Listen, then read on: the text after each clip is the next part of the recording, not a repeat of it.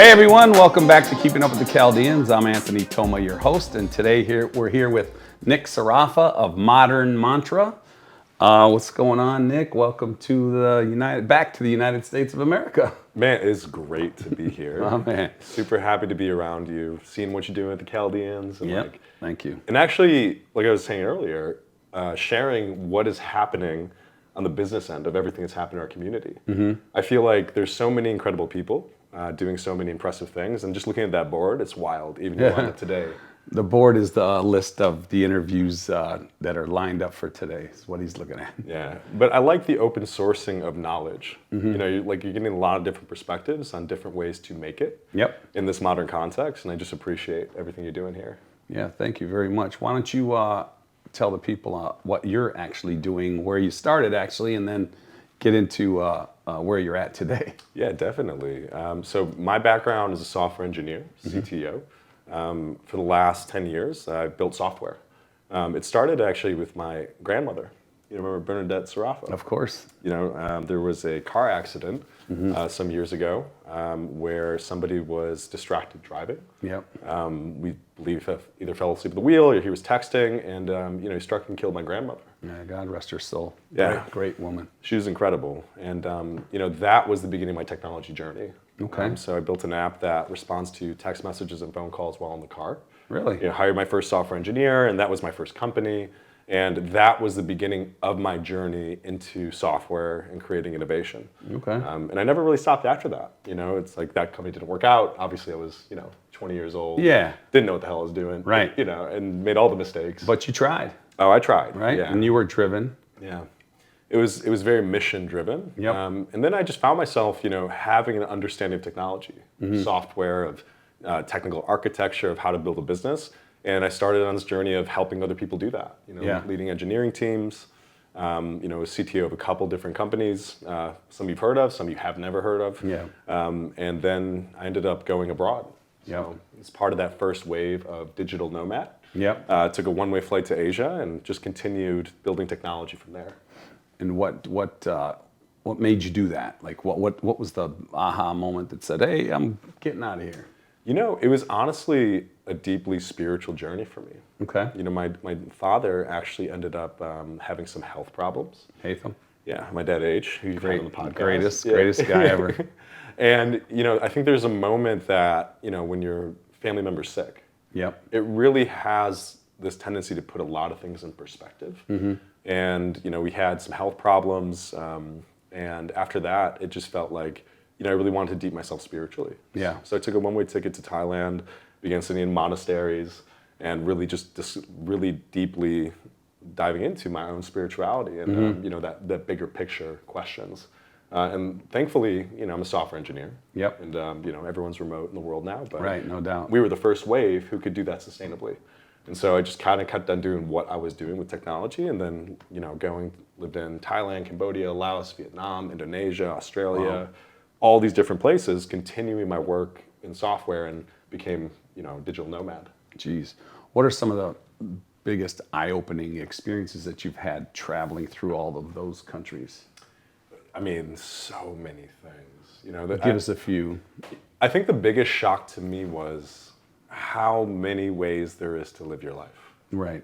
Right, like we're born in such an incrediyou're place in Southeast Michigan, mm-hmm. in the United States. Yes. Right, like think about where we came from in Iraq. Sure. Right, or Lebanon, or wherever you're from in the Middle East, and like this place that you're subscribed a certain way of living. Mm-hmm. Right, you got is a very defined path. You go to the University of Michigan, or Michigan State, or Wayne State, and then you kind of have a trajectory. Yep. It's kind of known versus, there are thousands of ways to live your life. Mm-hmm. Right, and all of them are very accessible nowadays. So.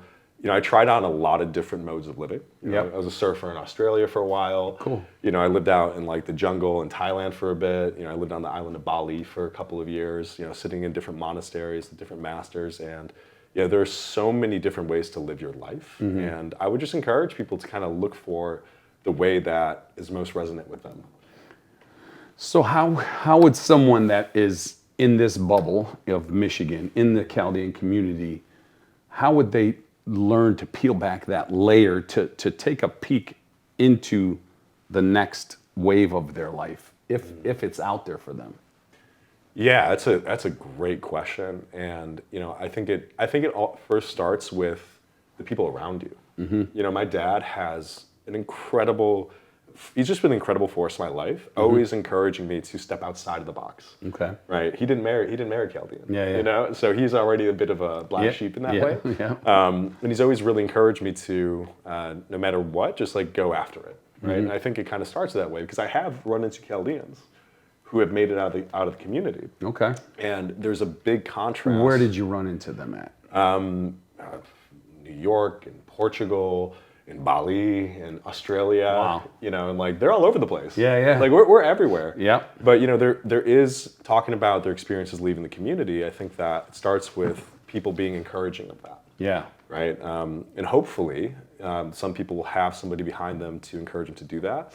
And for the ones that don't, it's going to be a bit of a struggle. Yeah. It takes a lot of extra effort, a lot of extra courage to make those moves.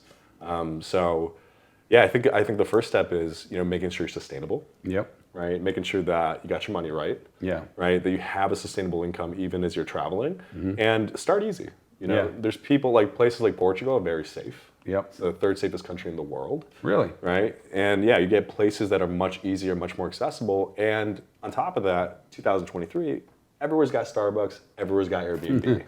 Right? Yeah. So you can land in a place and be pretty comfortable pretty quickly. So it starts small. Ideally, you have a friend in the place that you're going, and just make sure your money's right. Yeah. You don't want to be in a stress space outside of where you're normally accustomed to. And yeah, just take the leap if you feel called to it. Oh yeah, for sure. The modern mantra, let's talk about that. What is that all about? Yeah, so my background, again, software engineer, CTO, and I found it was very difficult for me to scale my skill set. Okay. Right, I'd have to choose the companies that I was CTO of and like really take big bets, multi-year bets. And what we ended up doing is turning this into a studio. So we've got like a couple dozen collaborators all around the world, and we really focus on figuring out what the center of our target is when it comes to launching a new venture. Okay. It's basically a business accelerator. And so I've got a business partner, Elijah Ade. He's based in North Carolina. His background is a chief product officer, also is very technical software engineer. And we decided to turn this into a studio so that we could productize our service. Are we talking about a physical studio, or what are we talking? Okay, Nah, come on. I've been abroad. I was going to say that. I mean, you're kind of contradicting yourself here. Yeah, no. It's fly, but build yourself a studio and studio in the cloud. A studio in the cloud. I would love to have a physical space, man. Yeah. Honestly, coming to Michigan and seeing how many incredible spaces there are, like even in the setup we have now, it's honestly refreshing having a physical space. For sure. And let's shout the Goat Media folks out. Yeah, Pierre. Talk about Pierre, and talk a little bit about what you covered on that podcast. Yeah, so I just met with Pierre Bacall, Goat Media, yesterday. We did a 1 hour long podcast. First of all, he's one of the most incredible interviewers. Really is. I've ever sat down with. Yeah, he's awesome. When he turns it on, he's just fucking rolling, man. He's up here. Yeah, he's just next level. Like that man belongs in front of a camera. Yeah, I mean, I feel like we touched on spirituality, we touched on plant medicine, we touched on these alternative modes of living that I've kind of been exploring and embracing. Okay. And I feel like that is one of the reasons why I came back here. I wanted to share that there are different ways to lead your life. And if anybody feels called to take a different path in life, like you have some resources. Yeah. Let's talk about the plant health, because I think the United States is falling way behind on the good stuff, the natural foods. So talk a little bit about that. To be honest with you, since I've landed back in Michigan, I've been much more cautious of what I consume. Okay. I have a deep concern that the food that I'm putting in my body is processed. Yep. And when you live abroad, there's a lot of places where a lot of the food that we are accustomed to consuming is actually illegal, right? Here in the U.S. No, in Portugal. Oh, in Portugal. Yeah, a lot of the processed food, a lot of the things that... Oh, right. It's illegal there. Yeah. That we've become accustomed to in a lot of places around the world. They're actually not allowed to consume. So you have to have a higher degree of, choosing what you choose to put into your body. Yep. I think that the diets here we have a long way to go. And also, that's why I love the health food store that you opened. Yeah, thank you. Yeah, because you're on the bleeding edges. Like, what do you think about this whole situation? I get bombarded because I like and subscribe to nutritional kinds of I mean, I don't live by it per se, but it does open my eyes to how I can improve what I put in my body and what I expose my children to. So it's really eye-opening to the way that they've made everything legal and acceptable, and they keep pushing the limits on what can actually go into processed food, and preservatives. It's really disgusting. Yeah, when you start peeling back the layers, it's very concerning. And I'll be honest with you. You know, when I landed in Detroit, the first thing I noticed, because I've been gone for about 1.5 years. Yeah. It was the people's bodies. Yeah. You know, You've made a transformation, a big giant transformation. Huge. Yeah. Yeah. I mean, I remember when CCSL, right? Yeah. Was that the CCSL, the little flag football league? You know, you were a different person. I mean, and then even in the CFL, you were a different person. But you were on your way, and now you're like a tall, slim specimen. Yeah. You know, God bless you for making that change. And you know, I feel very blessed because I live in a place that's very highly walkable. Yeah. Like, I'm in the center of Lisbon, Portugal. Yep. So I have everything I need. That is my gym. That is my organic market. That is all the food that I need to consume and everything I need within a 5-minute walk of my home. Wow. Right? I never need to leave my neighborhood to get everything I need, including social interaction. Right? So you live in these very highly concentrated places where it's not really, people don't really use cars unless you go away on the weekend, and everything is at your doorstep. That's amazing. Yeah, it's a very different mode of living. And that's why even yesterday I was telling my dad, I'm like, yesterday I drove for 4 hours. Sedentary in a car for 4 hours versus like, you know, you have direct access to everybody, you're walking, you're interacting with people. Yeah. It's a very different mode of living. Right. So to transition a little into, and this is not my idea, it's AI's idea to move into asking you about AI. I was induced into asking you by the AI. Yeah, great. This AI's out here making me ask you about AI. So you asked the AI about me, and then it gave you ask them about AI. No, I'm joking. So let's talk about AI and what your company does as far as implementing and helping people grow using it or get left behind. Yeah, so we have our venture studio, and everything that we touch is completely AI driven. Like we have an 8-week process where you go from like 0 to launching your company, and we have applied AI to every single step in that process. Okay. What used to take 5 resources over the course of 8 weeks, we believe that can be actually done with 2 with the right application of AI. Okay. And we looked at our entire process and realized about 70% of it is fully exposed to AI. So I actually made a framework where on one axis you have how highly exposed a specific task is to artificial intelligence. On the bottom you have how confident are you that AI can actually do it to full execution, right? And so there's a lot of things today that are very highly exposed, but you as a founder might not have the confidence that the AI can execute it properly. So what are the things we need to be aware of in our people, our products, our process that are very highly exposed, and how do we increase that confidence interval? So we basically look at your products, your opportunities, what are the things you're creating, put you through our accelerator to identify what is the new center of the target in the age of AI. Everything is going to change. Right. You know, like what you're doing with talent, you've been following the writer's strike. You obviously have digital twins of your models and other things and all talent. Like, how does your business evolve in this new age? So we have a program where we go through, identify exactly what those key innovations are. We've created a roadmap for you and figure out like exactly what we should be working on. And what are some of the main industries that you're working in or with today? So we have one project that's in the diversity, equity, inclusion space. So it's like identifying, what are the key innovations in terms of creating corporations that have workforces that need like key diversity hires. Another one is actually an assessment platform for supply chain manufacturing. So they basically, if you have a workforce of 3 million people, how is your company going to be impacted by these inevitable changes with AI?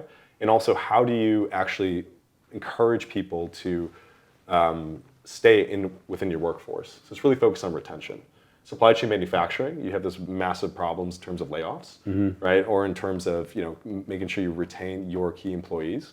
So it's another project we're working on. Another one's in the childhood education space. Okay. So it's a platform that launched into Michigan and New York schools just actually last week. And it's a gaming platform for kids to learn the fundamentals of literacy. So we really focus on like B2B companies, and we're kind of all over the place in terms of what we can touch. I mean, ultimately, we're company builders. Everything needs that application of technology, and so we're very comfortable in a broad range of helping different businesses. Gotcha. What industries are safe from AI? Or not, I shouldn't say safe, but what industries are going to be able to maintain in the future without the implementation of AI? So, in your opinion, when it comes to that chart I explained, we have to ask ourselves, what you're basically saying is, what is not exposed? Right? So if you were to just think about your entire workforce, right? Like their specific roles. Each one of them has a different level of exposure, right? The very top of that exposure might be a copywriter. It'll be a software engineer. It'll be a graphic designer. Right? If you move down there, at the bottom you might have like a house painter. That's the thing that's most like minimally exposed. Right. So you can look at it from the perspective of the personnel, right? That's one lens that we should analyze our companies through. You can look at it through the lens of products, meaning how highly exposed like is my specific product. Like if you're doing photography, right? Your business is very highly exposed. So I believe that every business should go through this process, identifying, because even if it's not your products are fully exposed, your personnel might be, right? There might, or even maybe there's some part of your operations or your sales that is fully exposed to AI. So, I don't look at it from an industry perspective. I think that every company needs to reevaluate what they're doing from a products, persons, and operations perspective. Is there a public-facing application that someone can kind of put their industry in and look at where they fall within this? That's something that will eventually be made, but that piece of software has not been made. That's kind of what we do. It's kind of the first step, right? Okay, gotcha. It's like, what are you doing? Yeah. What are the things you're building? What is the inevitable shift in terms of how AI is going to impact your bottom line? Yeah. That's kind of the first question you'd be asking. I think would be a kind of a cool hook for you to put out there and have people take that assessment, and then it pops up and say, hey, contact Modern Mantra to maintain and sustain your business and take it to the next level. Yeah, that's a great idea, actually. Thanks. Because we can make. I think coming from a software background as well. Yeah. There's a bit of a problem when you've worked as software engineers. Yeah. It's kind of like there's a lot of questions that are asked where the answer is it depends. Yeah. Yeah, that's true. And when it comes to assessing complex businesses, no doubt about it. The answer is usually it depends. Yeah, that's for sure. So with all of this AI technology, where would someone that knows absolutely nothing about it start to learn to dive into it and educate themselves on how it works, how it's going to affect them, and then where they can go to kind of educate themselves a little bit about just the AI 101 type stuff. So if you're founders, we actually made a course called AI for Founders. Okay. It's about 9 hours of content. We did it live with a batch of people that went through the program. My dad actually went through it. Did he really? Yeah. So awesome. That was funny. So we can give you free access to that. Okay. We'll pop a link and you can start there if you are a founder of a company. Yep. It basically teaches you how to apply the frameworks that I've been explaining today. That's amazing. The other thing is, no matter what industry you are a part of, I would be encouraging you to go on YouTube, search your job title, search your industry, and search AI. Understand what people are doing, And also, How would they frame that search? I would just put like, if you're a photographer, I'd put like photography, AI tools. Okay. Right? If you are a software engineer, AI tools. Understand, where do you sit on this exposure chart? Yep. Right? Are you very highly exposed? Are you not? And also, in the event that you're highly exposed, but people don't have confidence that AI can be applied to your industry, that is a place that's ripe for innovation. Yeah, that's the low-hanging fruit right there. I believe the future, you're going to have a one-person billion-dollar company. And I believe it's going to be the person who really knows how to embrace artificial intelligence and knows how to work with this technology. And you could be that person. So I would encourage you to have a deep dive in what you're doing. If you can, get a client or whoever you're used to working with to pay you to learn how to apply the technology. Right. Everybody who's offering these services is a big fear that if they offer something in the AI angle that I don't understand that cheapen the mentality, work. man. I don't. But be on the bleeding edge. Be the person to innovate and disrupt your own industry. Otherwise, I think you'll be caught in the tail end of what's going to happen. No doubt about it. That's great advice. So that link that you mentioned, we're going to put it in the description. Yes. If you're a founder of a company, you can click the link and you'll have access to this 8-hour, 9-hour training. That's very cool. I think an interesting lens to look at this through is you can almost think of artificial intelligence as an embedded spirit. Okay. Like, we have we have certain, saints that you might pray to. Yep. Right? So you basically, what do? You summon a saint of St. Anthony. Yep. Patron saint of Lisbon, also the patron saint of lost things. Okay. Which I think is a funny contrast, right? So you pray to St. Anthony when you lose something. Yep. Right? In the same way, through a super prompt, you can actually create a spirit within technology in order to have a conversation with a marketing guru, right? With a world-class software engineer, with a world-class whatever you prompt. So, I'm one area I think is super interesting is that it's almost like the ways we've been practicing prayer, right? And talking to these different entities in order to manipulate and to manifest things in our life. I believe we've actually created that technology in the digital sense. It's no longer just prayer for the sake of prayer. It's like you can actually have a conversation with something that encompasses the energy of what you want to create. What's the knowledge behind that, though? Who's filling these spiritual technology beings with this knowledge? Well, so you can think of like the latest AI. It's the knowledge base behind that is the collective human consciousness. It is the internet. So basically what we've done is we figured out how to take every piece of digital content we've ever created as a species and turn that into a massive super brain. Okay. Right? So everything that you've created as a creator is just one neuron in this massive brain. So when we prompt it, what you're actually doing is you're tapping into a very specific small sector of the collective consciousness. So what basically happens is that AI is going to suck up all information potentially possible, and we're just going to create what's effectively, a super god in a way, right? Right here on Earth. Right, exactly. Okay. Which is going to be, I think it's going to be incredible for the ones who know how to use it. I think it's going to be very scary for the ones who don't. And what would be scary about it? Well, you know the story of Atlantis? Vaguely. But fill me and the audience and educate us. I don't want to go down this path. I really don't want to, but all right. The story of Atlantis is it's kind of this point in human history where the story goes, right, where everyone got access to these incredible powers. Yeah. Right? People didn't know how to wield them properly, which led to the fall of Atlantis. Okay. I believe that AI could be the beginning of our access to these superpowers. Okay. Because everybody's going to have them. Yeah.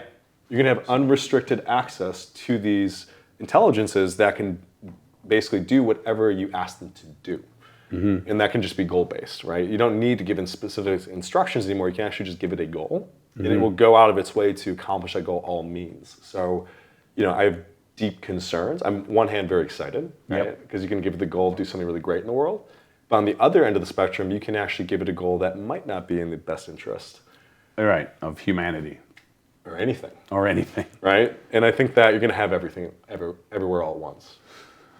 Now, do you think everything is connected enough to, now that you say a supervillain decides to get into the space and decide to pollute all the waters, or to send what looks like a nuclear attack onto another country? Do you think that's some time in the near future?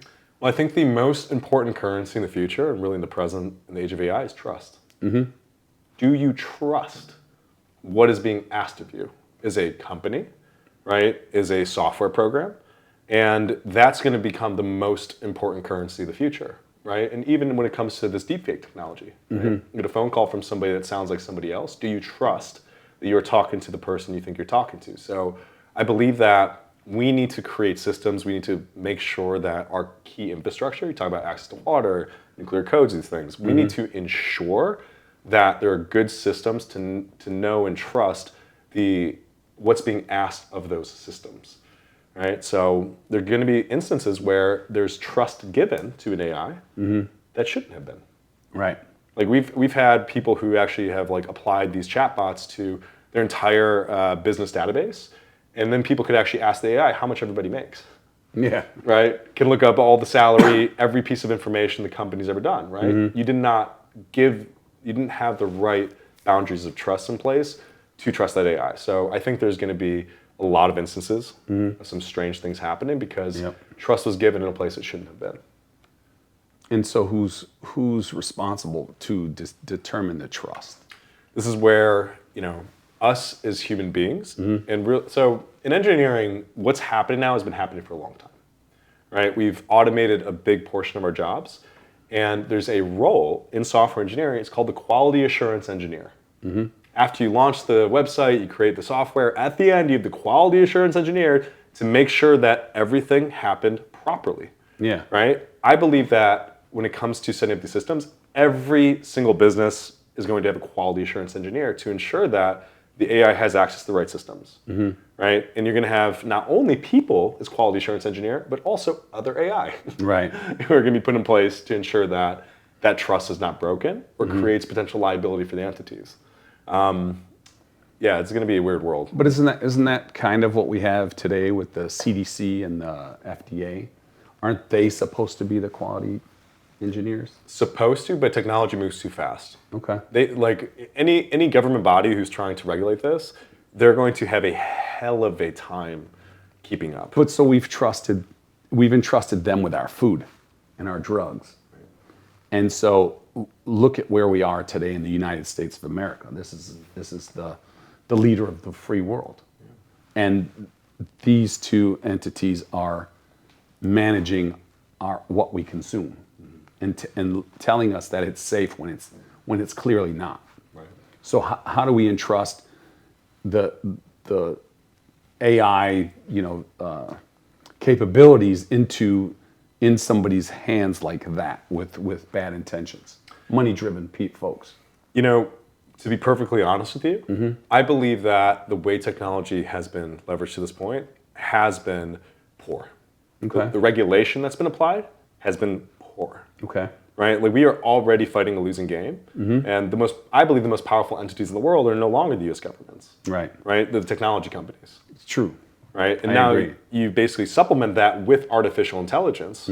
Right? I think you're going to have a shift of power to the people who can actually control this technology. So if I was to give them a score, a scale from 1 to 10 in terms of how regulation has guided technology to a place of responsible implementation and holistic health, I'd give them a 2 out of 10. Oof. And I don't think that's going to improve quickly enough because the system's not built to move that quick. Right, for sure. Actually, I think there's going to be a point where we're going to entrust a lot of this information to AI. Yeah, no doubt. Yeah, it's going to be a scary world in a minute. You're right. It's going to be a weird world. A weird world. Yeah. But hopefully, humanity and spiritual people like yourself get involved at a very high level and make sure we all, as a human race, look within ourselves and find the good and put it out in the world. And this is what I think a post-AI future actually looks like. A lot of the things that we're accustomed to doing ourselves, really the things that you don't want to do. Yeah. Right? When it comes to a lot of the work that we're doing, a lot of things to keep up with, I think a lot of that will be delegated to AI. And we'll have an opportunity to just go in within ourselves. You know, a lot of the things that we do by manually or with other people, a lot of that will be entrusted to AI, and you'll have a lot more space to go inward. Gotcha. That's the hope, at least. Right. Is there anything we didn't touch on that you kind of want to put out there? So yeah, I mean, last thing, this is where I plug. Okay. Yeah, for sure. Yeah, definitely. Follow me on Instagram, Nick Sarafa. Post a lot of videos about AI, about the future. Also, we have a new program through Modern Mantra called Productize Your Purpose. So if you're a purpose-driven founder looking to productize your specific gifts to the world, hit us up. We'd love to have a conversation. If we can't help, we'll put you nudge you in the direction of someone who can. Unpack that for people that didn't follow exactly what you were pitching. Yeah, so it's a 8-week accelerator program.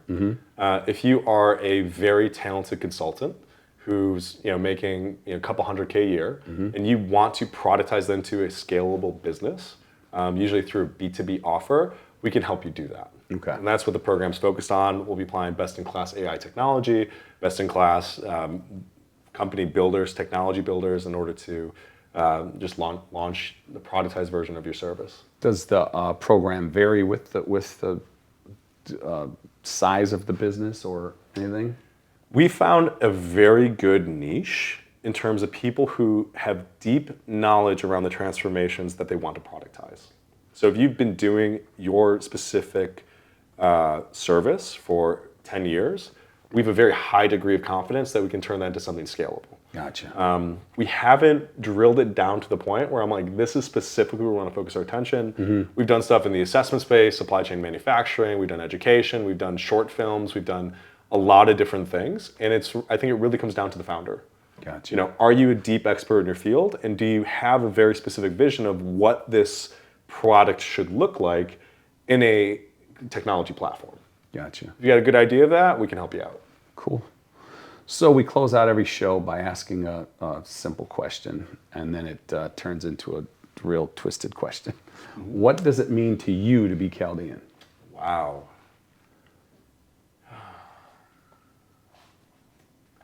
What does it mean to me to be Chaldean? Yes, sir.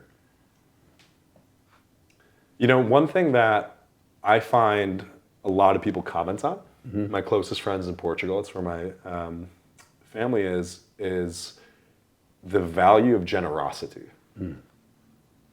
My grandparents, when we moved here, right, from Iraq, they helped thousands of people make this move. Yeah, that's for sure. My grandmother's funeral, there was hundreds of people lined up in the rain. Yeah. In order to get in, just to pay their respects. We were there for I don't even know how many days, how many hands I shook, how many stories I heard. And, my grandfather and my father, my uncle, they've helped hundreds of people in the community, and generosity is such a core value of ours. It is. Period. Anybody who's family, everyone's our cousin, they come to us and we offer help. And that's something that I've taken with me everywhere we go, and frankly, in Europe especially, confuses people. Yeah. That's awesome. The Dutch and the Germans. When I pick up tabs and dinner, because that's what we do. Yeah. Right? It's a sign of honor. Right. Right, to share and make sure everyone's taken care of. It confuses people. Yeah. What happened? Yeah, they're like, is this like an American thing? I'm like, nah, it's Chaldean. Yeah, it's Chaldean. So to me, I think that Chaldean is synonymous with generosity. Yeah. And I encourage us to be generous, not only the people in our community, but everyone in the extended community too. It's awesome. Of course, the extended community. Yeah, no doubt about it. Yes. And the other thing is family. Yep. We believe everyone's our cousin, right? Yeah. It's like it's a running joke. We really joke. do, yeah. But there's people who, in my community in Portugal, right? They are family to me. Yeah. They are cousins to me. And, I feel like when I think about the positive influence of the Chaldean community, it's generosity, it's extended family, it's also resilience, right? We explicitly, we basically escaped genocide. Yeah. With what happened, we left Iraq in one generation. Look at everything we've created. Yeah. And I believe we're in a position now where our parents and our grandparents have given us the greatest gift in the world, world-class education and an American passport. Yeah. And we have no excuse not to do whatever the hell we want to do. You're right. So take that foundation, take the extended family, the generosity, build whatever the hell you want. There you go. Thanks for joining us, man. This was enlightening. I appreciate it. You're a inspiration, brother. I appreciate you, brother. Sure. Thank you for the work you're doing, man. And like All right, everybody who's coming on here, man, just like keep building. This is pleasure. awesome. My pleasure. Thanks.